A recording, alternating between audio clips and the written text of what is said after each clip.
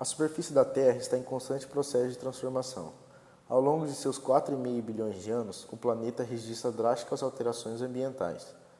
Essas mudanças, no entanto, são provocadas por fenômenos geológicos e climáticos e podem ser medidas em milhões e até centenas de milhões de anos.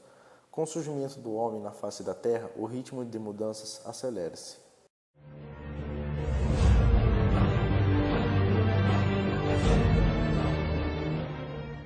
O desmatamento nas florestas brasileiras começou no instante da chegada dos portugueses ao nosso país, no ano de 1500. Interessados no lucro com a venda do pau-brasil na Europa, os portugueses iniciaram a exploração da Mata Atlântica. Depois, foi a vez da floresta amazônica sofrer as consequências da derrubada ilegal de árvores. A derrubada de matas tem ocorrido também nas chamadas fronteiras agrícolas. Para aumentar a quantidade de áreas para a agricultura, muitos fazendeiros derrubam quilômetros de árvores para o plantio de grãos como a soja.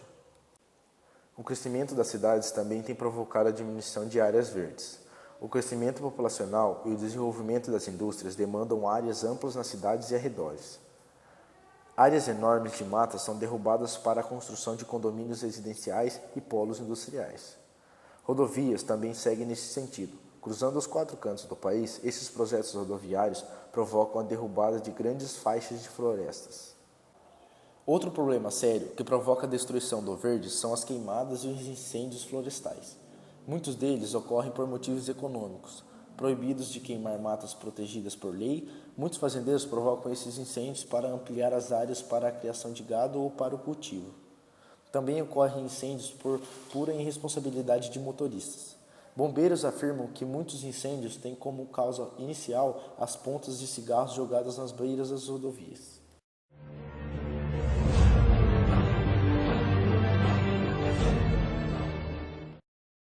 O efeito estufa sempre existiu e é benéfico. Sem ele, morreríamos de frio. A camada de ozônio filtra os raios ultravioleta do Sol, que são nocivos. Combinados, eles protegem a vida na Terra, mas ambos são bastante sensíveis a interferências na dinâmica natural do planeta. Uma parte da radiação UV é absorvida pelo ozônio da ozonosfera, em um ciclo anual. A camada se intensifica no hemisfério onde é verão, quando há mais radiação UV, e menos intenso no hemisfério onde é inverno. O que todos chamam de buraco na camada de ozônio é, na verdade, a redução da espessura dessa camada a níveis críticos em determinadas regiões. Na década de 1980, cientistas apontaram o gás CFC, muito utilizado em embalagens de aerosóis, refrigeradores e aparelhos de ar-condicionado, como o principal agente da destruição da camada de ozônio, especialmente sobre a Antártica.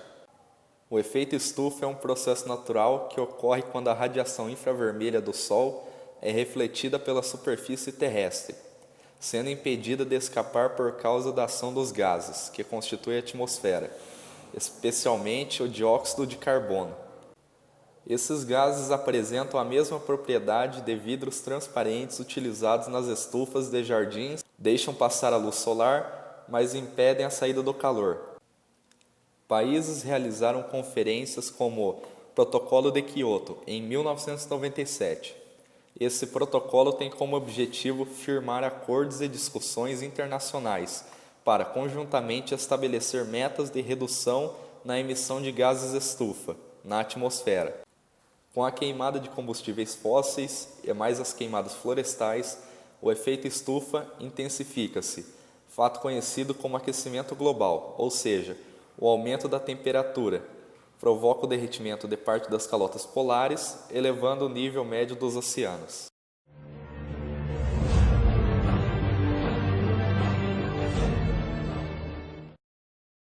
Normalmente, o Sol aquece a Terra, que irradia o calor absorvido, deixando o ar quente junto à superfície. Acima desta camada aquecida, temos uma mais fria, desencadeando uma troca, isto é, o ar quente, mais leve, sobe sofrendo resfriamento, enquanto o ar mais frio desce e capta o calor da Terra.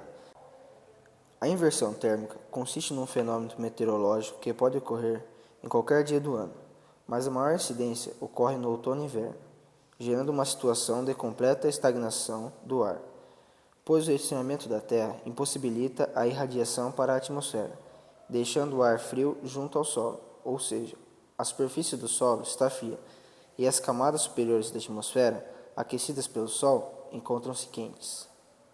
Desaparece a corrente de convecção, pois o ar quente que está por cima impede a subida do ar frio, que fica estagnado por baixo, retendo os poluentes junto à superfície. Neste caso, as fumaças das chaminés dos veículos, ao invés de subirem verticalmente, espalham-se junto ao solo, tornando o ar mais poluído, turvo e esfumaçado.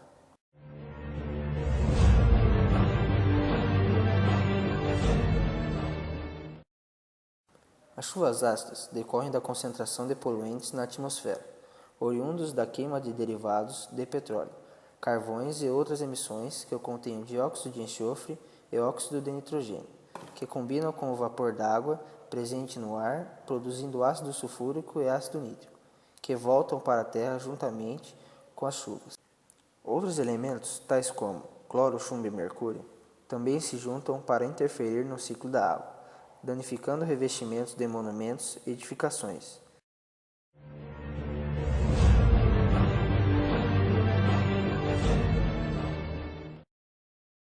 Alguns moradores das grandes cidades, onde o serviço de recolhimento do lixo não é eficaz, jogam-no em terrenos baldios e até em rios.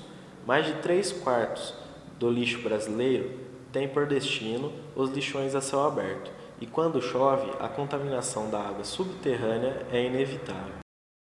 O lixo jogado nas ruas acaba escoando direto para a rede de esgotos, podendo causar enchentes em períodos de chuvas. Neste contexto de crescimento acelerado e desordenado, as grandes cidades não escapam das enchentes, que, além de problemas para o trânsito, geram doenças, como a leptospirose provocada pela urina dos ratos. Essas enchentes acabam por causar desastres, desabrigando muitas famílias e causando várias mortes.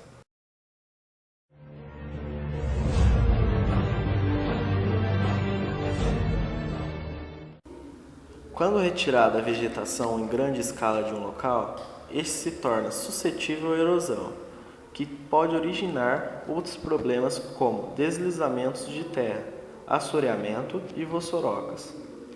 Os deslizamentos de terra são comuns em áreas de relevos íngremes, onde a vegetação original é retirada para a implantação de casas para moradores de baixa renda.